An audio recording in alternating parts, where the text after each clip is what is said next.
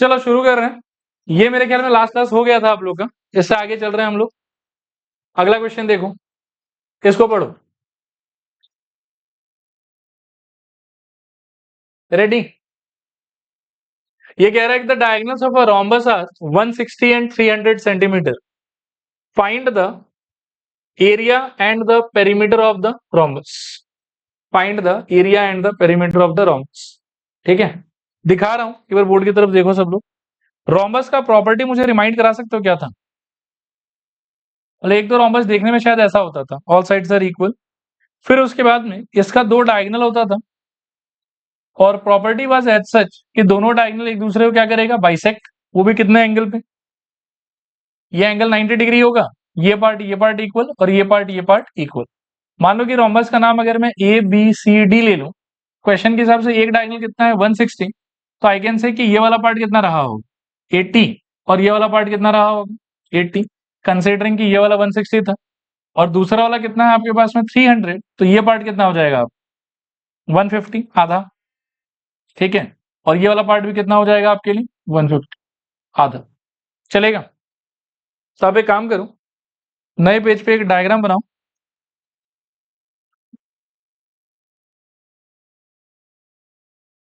जैसा मैं बना रहा हूं आप इसी को कॉपी करने का ट्राई करना।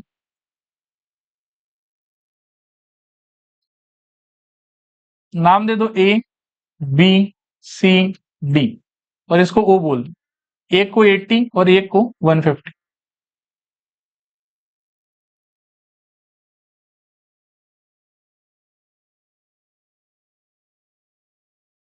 ठीक है, लिखो। Let A B C D, let A B C D be a rhombus, let ABCD be a rhombus, and the diagonals ABCD be a rhombus, and the diagonals AC and BD, and the diagonals AC and BD meet at O.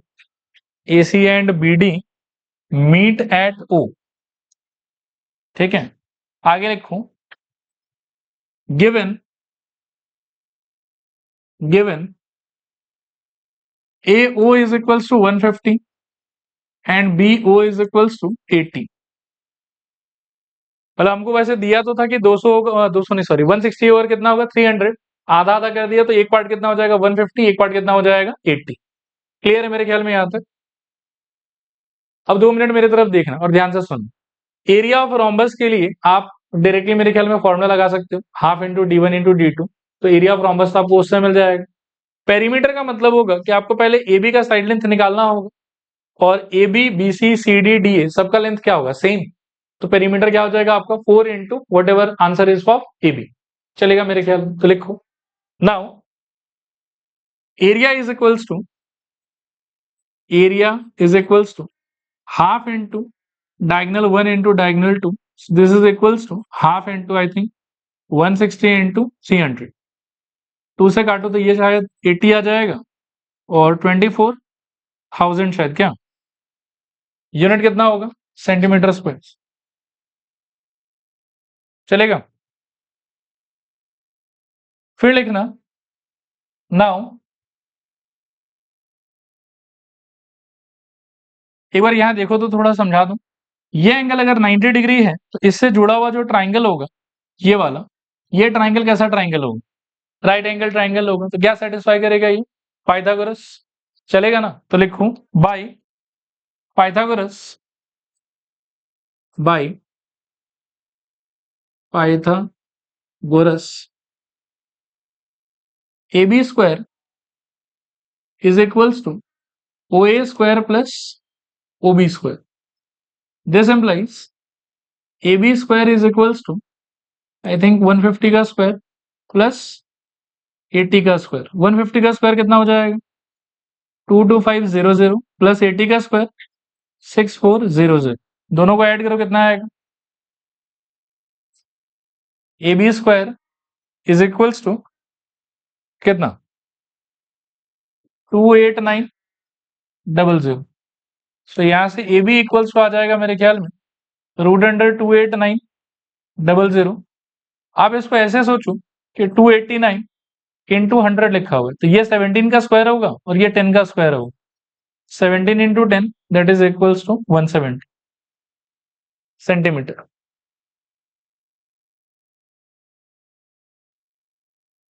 देखो आगे लिखो now, perimeter is equals to, perimeter is equals to 4 into A B, perimeter is equals to 4 into A B, 4 into A B, और फिर answer कितना हो जाएगा आपका,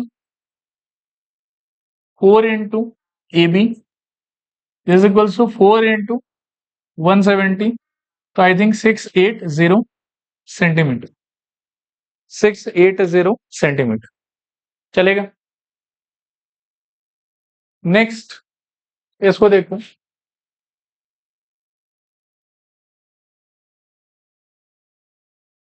calculate the area of the shaded region. Shaded region दिखाई दे रहा है सबको, एक बार मैं थोड़ा सा मार्क करके भी बता देता हूं। आप देखो कि ये जो पोर्शन है ना, ओ ए सी बी, ये वाला, इसके अंदर वाला पार्ट फिगर के अंदर में शेडेड है, ये आपको ढूंढना है कैसे भी करके, ठीक है। क्या हो सकता है सजेशन बताओ, कैसे ढूंढोगे। देखो यहां ध्यान से सुनना मैं क्या कह रहा हूं, हिमांशु ठीक ही बोल रहा था। इस पूरे ट्राइंगल का एरिया पहले निकलेगा और फिर ये नॉन शेडेड जो है इसका एरिया निकलेगा, और बड़े वाले में से छोटे वाले का एरिया माइनस हो जाएगा। बीच में कैच एक ही है कि एबीसी का एरिया निकालने के लिए ना मुझे एबी का लेंथ चाहिए हो, क्योंकि इसमें कोई 90 डिग्री का सिचुएशन तो है नहीं कि half into base into height लगा लूंगा। लगाना तो हमको पड़ेगा हीरॉन्स फॉर्मूला ही, और हीरॉन्स फॉर्मूला लगाने के लिए तीनों साइड अवेलेबल होना चाहिए। तो यहाँ पर 2 साइड है, तीसरा साइड नहीं है, लेकिन ये तीसरा साइड आपके ट्राइंगल ए ओ बी के ऊपर में पाइथागोरस लगा के निकल जाएगा। जब ये तीसरा साइड आ गया तो हीरॉन्स फॉर्मूला से एबीसी का एरिया आ जाएगा, और फिर ये जो नॉन शेडेड पार्ट है वो अपने आप में एक राइट एंगल ट्राइंगल, तो चाहो तो उसका एरिया भी हीरॉन्स फॉर्मूला से निकाल सकते हो, लेकिन लंबा पड़ेगा थोड़ा सा। तो मैं सजेस्ट करूंगा कि एओबी का एरिया तो हम half into base into height के आइडिया से ही निकाल लेंगे, और पूरा एरिया माइनस एओबी का area will be our final answer, चलेगा। लिखो, in triangle AOB, in triangle AOB, कोई बताएगा मेरे को हाइपोटेनस कौन होगा, इस ए बी हाइपोटेनस होगा, तो लिखूं A B square is equals to O A square plus O B square. O A का वैल्यू 12 का स्क्वायर, ओ बी का वैल्यू 5 उसका स्क्वायर, तो 144 प्लस 25 मिला के मेरे ख्याल में 169, this is value of A B square. So A B will be equals to मेरे ख्याल में 13 सेंटीमीटर, ठीक है, A B equals to 13 centimetre. फिर लिखो आप, now for triangle ABC, for triangle A B C, हम पहले बड़े वाले का एरिया निकालना चाहते हैं फॉर ट्राइंगल एबीसी। यहां एक बार बोर्ड पर देखो, तो अगर मैं इसको 13 मार्क कर दूं तो एक साइड लेंथ 14 है, एक 13 और एक कितना है 15, तो हम ये बोल सकते हैं small A equals to 13, small B equals to 14 and small C equals to 15। S कितना आएगा बताओ, 13 प्लस 14 प्लस 15 डिवाइडेड बाई 2 कितना हो जाएगा बोलो, 27, और 42 क्या 42/2 that is equals to 21। S minus A equals to कितना आएगा, 21 minus 13 that is I think 8। S minus B आएगा 21 minus 14 that is I think 7, और एस माइनस सी आएगा 21 minus 15 that is I think 6। चलेगा यहां तक। अब आगे लिखो now, area of triangle A B C equals to root under S, S minus A, S minus B, S minus C, this is equals to root under S के जगह पर I think 21, S minus A के जगह पर 8, S minus B के जगह पर 7, और एस माइनस सी के जगह पर 6। इसको तोड़ दो, 21 के जगह पर शायद क्या लिख सकते हो, 3 इंटू 7, 8 के जगह पर 4 इंटू 2 अच्छा रहेगा, 7 को 7 छोड़ो, 6 को लिखो 2 इंटू 3। अब देखो जो परफेक्ट स्क्वायर है अच्छा है, और नहीं तो पेयर बनाओ। आई थिंक 7 का 7 से पेयर होगा, 3 का 3 से पेयर होगा, 2 का 2 से पेयर होगा, और 4 परफेक्ट स्क्वायर, तो एक 7 आएगा, एक 3 आएगा, एक 4 के बदले 2 और एक 2 के बदले 2, 21 इंटू 4 मिला के मेरे ख्याल में 84 सेंटीमीटर स्क्वायर चलेगा यहां तक। ये किसका एरिया है ये बताओ? बड़े वाले ट्राइंगल का एरिया, ठीक है ना। इसके आगे लिखो ना, area triangle AOB, area triangle AOB. Board पर देखो ध्यान से, this is a kind of right angle triangle, तो half into base into height आप लगा सकते हो। बेस आप किसको मानोगे? 12 को, और हाइट किसको मानोगे आप? 5। लिखो area of triangle AOB is equals to half into base will be 12 into 5, 2 12 ये काटो 6, 6 5 30 सेंटीमीटर, ठीक है। आगे लिखो now area of shaded region is equals to मेरे ख्याल में 84 minus 30, that is equals to कितना? Centimetre, 54 centimetre square. चलेगा। तो इसके साथ में हीरोन्स फॉर्मूला का सारा एक्स्ट्रा क्वेश्चंस खत्म। अब हम एनसीईआरटी की तरफ चलेंगे। लिखो हेडिंग एक्सरसाइज 7.1।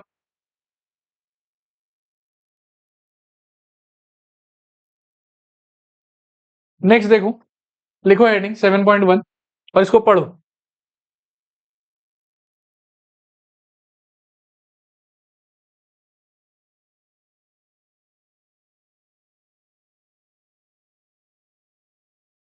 करें।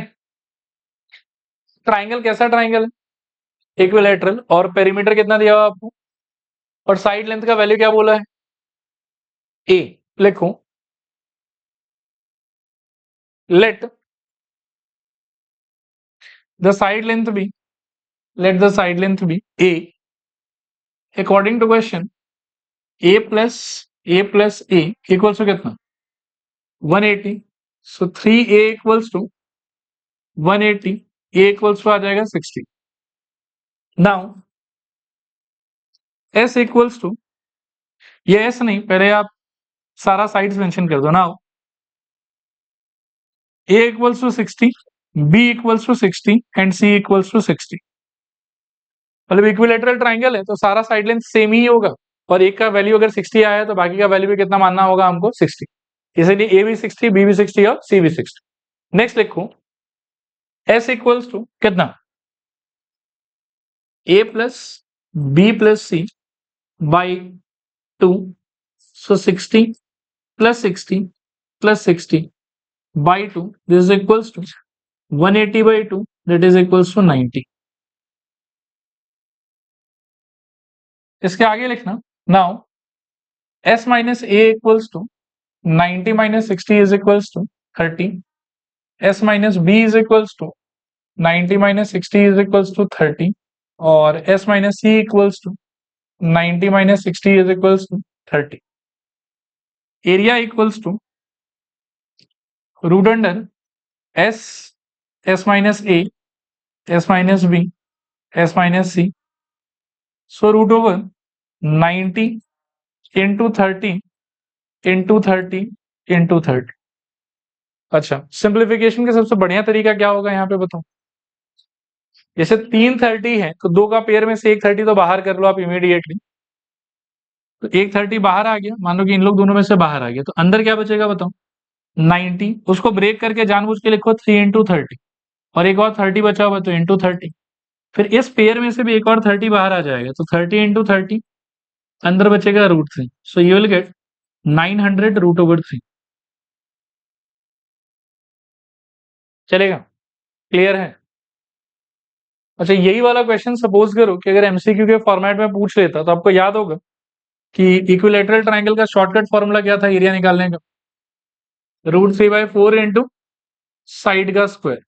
साइड का वैल्यू कितना आया था सॉल्व करके? 60। तो आपका आंसर क्या हो जाएगा? √3/4 इंटू 60 का square, that is equals to √3/4 into 3600, काटोगे तो कितना आएगा ये वाला? 900। तो यहां से भी आपको आंसर क्या मिलेगा? 900√3 सेंटीमीटर स्क्वायर। तो अगर एक नंबर के लिए मान लो कि एमसीक्यू के फॉर्मेट में आए तो only in case of equilateral triangle आप ये फॉर्मूला लगा सकते बाकी ट्राइंगल्स में ऐसा कोई फॉर्मूला एग्जिस्ट नहीं करता, बट इक्विलेटरल में करता, चलेगा मेरे ख्याल में। नेक्स्ट क्वेश्चन देखो, और इस पे 4-5 स्टार लगा दो।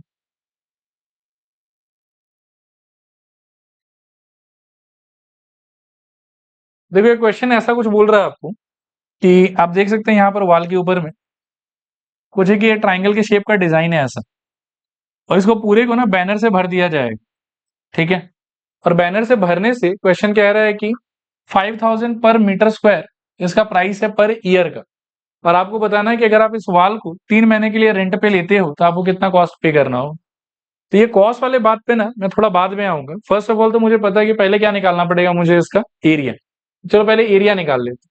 साइड्स का वैल्यू क्या क्या दिया हुआ आपको, 122, 22 और 120। लिखो here a equals to 122, b equals to 22 and c equals to 120। Solve करके लिखना s equals to a plus b plus c by 2, this is 122 plus 22 plus 120 upon 2। कितना आ जाएगा ये वाला? 120, 120, 240 और 20, 264 के शायद बाई 2, और काटने से 132। आगे लिखो ना, s minus A equals to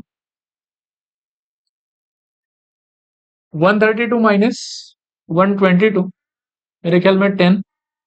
s minus B is equals to 132 minus 22, तो मेरे ख्याल में 110। और फिर s minus C is equals to 132 minus 120, तो ये कितना आ जाएगा? 12 क्या? ठीक है। आगे लिखो ना, area is equals to root under s, s minus A, s minus B, s minus C. Value डालने पे s का वैल्यू मेरे ख्याल में 132 इंटू 10 इंटू 110 और इंटू 12। इसको सॉल्व करने के लिए देखना ध्यान से, 132 को तोड़ोगे ना तो ये 11 इंटू 12 होता है, इंटू 10, और 110 को आप तोड़ो 11 इंटू 10 और इंटू 12, 11 का पेयर, 10 का पेयर और 12 का पेयर, तो सब बाहर आ जाएगा। 11 इंटू 12 इंटू 10, सो मेरे ख्याल में इनका प्रोडक्ट 132 और एक जीरो आ जाएगा, तो 1320 मीटर स्क्वायर। पहले यहां तक कॉपी करो फटाफट। चलो मैं उम्मीद करता हूँ कि कॉपी करना सबका हो गया होगा, थोड़ा सा डिस्कशन कर एक बार इसको पढ़ो तो। The advertisements yield and earning of ₹5000 पर मीटर स्क्वायर पर ईयर, और कंपनी इसको कितने टाइम के लिए हायर कर रहा है? 3 मंथ के लिए, ठीक है। अभी इसको डिस्कस करने से पहले एक बहुत बेसिक चीज अपने को डिस्कस करना है कि अगर सपोज करो कि 5 पेन, इनका कॉस्ट मान लो कि अगर मैं बोलूं 100 है, तो एक पेन का कॉस्ट क्या होगा? बोलो, मतलब क्या करना होगा? 100 डिवाइडेड बाय 5, और कैंसिल करके कितना आएगा? 20। तो एक पेन का कॉस्ट कितना है आपका? 20। मतलब 5 पेन का प्राइस आपको पता था, मतलब ज्यादा क्वांटिटी का प्राइस आपको अगर पता था, और एक यूनिट का प्राइस अगर आपको चाहिए, तो आपको करना पड़ा डिवीजन। और यहीं से अगर मैं फर्दर आपसे पूछूं कि ऐसा 15 पेन का कॉस्ट कितना होगा, तो क्या करोगे? 20 into 15 which is equals to how much? 300। तो एक बहुत ही बेसिक चीज मैं आपको बोल रहा हूं, उसको थोड़ा आप रिलेट करने का ट्राई कर। ज्यादा का कॉस्ट अगर आपको पता होता है, तो एक का कॉस्ट निकालने के लिए आप क्या करते हो? डिवीजन या मल्टीप्लीकेशन? बोलो, जोर से बोलो। डिवीजन। और अगर एक का कॉस्ट पता होता है और ज्यादा का कॉस्ट पता करना है, तब क्या करते हो? मल्टीप्लीकेशन। मतलब ज्यादा से अगर एक का प्राइस पता लगाना है तो करना है डिवीजन, और एक से ज्यादा का प्राइस पता लगाना है तब मल्टीप्लीकेशन। चलेगा ना? ओके। यहां पर सोचो 5000 पर ईयर का प्राइस है कितने metre square? 1 metre square. 5000 per year का प्राइस है कितने मीटर स्क्वायर का? 1 मीटर स्क्वायर का। लेकिन आप जिस ट्राइंगल को यूज करोगे उसका एरिया आपका कितना आया है 1320। ठीक है, तो अगर मेरे को 1320 मीटर स्क्वायर का प्राइस चाहिए पर ईयर का, तो वो कैसे आएगा, इंटू करके कि डिवाइड करके? एक बार मैं और ये दिखाता हूँ थोड़ा सा ध्यान से ना, एकदम एनर्जी दिखा के आप इसको पहले समझो। ठीक है, फिर हम उस पर बात करेंगे। ज्यादा का प्राइस पता हो और एक का प्राइस मेरे को पता करना है, तो क्या करना है मेरे को, डिविजन। और एक का प्राइस पता है, ज्यादा का प्राइस अगर सर्च करना है तो क्या करूंगा, मल्टीप्लीकेशन। यहाँ पर मुझे 1 मीटर स्क्वायर का प्राइस पता है, 1 metre square for 1 year, what is the price, 5000। और मुझे कितने का प्राइस चाहिए, 1320 का। तो 1 मीटर स्क्वायर का पता है, 1320 का I am trying to find out, what should I do, multiply या डिवाइड? मल्टीप्लाई। क्लियर नहीं चीज, कोई कंफ्यूजन नहीं है इसमें। लिखो, price of 1 metre square for 12 month, price of 1 metre square for 12 month is equals to, मैं भी लिख देता हूं, price of 1 metre square for 1 year के बदले I am writing 12 month is equals to 5000। अगले स्टेप में price of 1320 metre square for 12 month is equals to कितना, 5000 इंटू 1320। नहीं, कैलकुलेट नहीं करना, रहने दो ऐसे रहने, चलेगा यहां तक। ये 1320 मीटर स्क्वायर का प्राइस है, लेकिन कितने महीने के लिए, बोलो जोर से बोलो, 12 महीने के लिए। लेकिन आपको क्या था कि आपको ये ट्राइंगल पूरा यूज करना था, यानी कि 1320 मीटर स्क्वायर यूज करना था, बट पूरे साल के लिए कि सिर्फ 3 महीने के लिए, सिर्फ 3 महीने के। तो ये जो फिगर आया है ना, ये आपका आंसर नहीं। This is price of 1320 but not for 3 month, for how many months, 12 months. But आपको कितने महीने के लिए चाहिए, 3 महीने के लिए चाहिए। तभी ये जो 12 का क्वांटिटी है ना हमारे पास में, इसको चेंज करके हमको किसमें कन्वर्ट करना होगा, 3 में। ठीक है, तो 1 मीटर स्क्वायर से 1320 मीटर स्क्वायर बनाने के लिए इंटू किया। अब 12 को मुझे 3 बनाना है, तो 3 बनाने के लिए पहले मैं इसको 1 बनाऊंगा। ठीक है, तो 12 का मेरे को पता है, 1 का जब मैं पता करूंगा तो I should go for multiplication या डिविजन। क्लियर है ना ये चीज? तो अगला लाइन लिखो, price of 1320 metre square for 1 month is equals to 5000 into 1320 divided by 12। ठीक है, और कहा जाना है आप, 3 मंथ पे। तो 3 मंथ के लिए एक लाइन और लिखू, price of 1320 metre square for 3 month is equals to, अच्छा 1 से 3 जाते समय 3 मल्टीप्लाई होगा या डिवाइड होगा, मल्टीप्लाई होगा। 12 से जब आप 1 जा रहे थे तो डिवाइड किया, अब 1 से आप 3 जा रहे हो तो क्या करोगे, मल्टीप्लाई। तो क्या हो जाएगा बोलो, 5000 इंटू 1320 डिवाइडेड बाई 12 इंटू 3। 12 से ये वाला कट जाएगा शायद से, और यहाँ आएगा 110। बाकी ये मल्टीप्लाई करके बताओ कितना आ रहा है। तो मेरे ख्याल में 5 1 2 3 4, 1 2 3 4 इंटू 3, और 3 इंटू 55 कितना हो जाएगा, 15 5 कैरी 1, तो 165, 1 2 3 4, तो कितना आ गया, 16,50,000। काफी महंगा है 3 महीने के हिसाब से। करो कॉपी करो फटाफट, थोड़ा क्वेश्चन और बच गया है, उसको अगले क्लास ही देखेंगे फिर।